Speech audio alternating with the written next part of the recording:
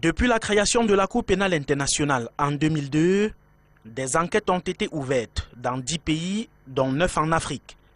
L'acquittement et la libération immédiate de Laurent Gbagbo et Charles Blé Goudé ce mardi, après 9 ans d'enquête, constitue la dernière décision d'une CPI très contestée.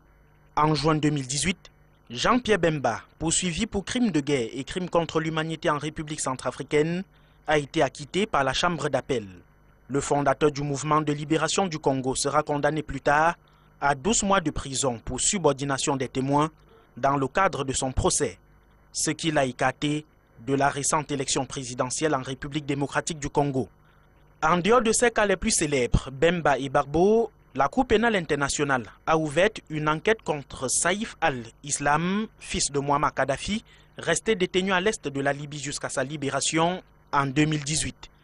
Comme son cas et celui d'Abdallah al-Senoussi, ex-chef de renseignement de Kadhafi, Uhuru Kenyatta, vainqueur de la présidentielle en 2013 au Kenya, a été ciblé par la Cour, ce qui s'est soldé par un non-lieu. Il en a été de même pour le Soudanais Oumar el-Béchir, dont l'Union africaine et d'autres partenaires se sont froidement opposés à son interpellation.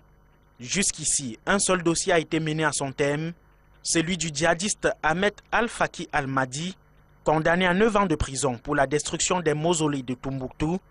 Le Malien avait alors plaidé coupable.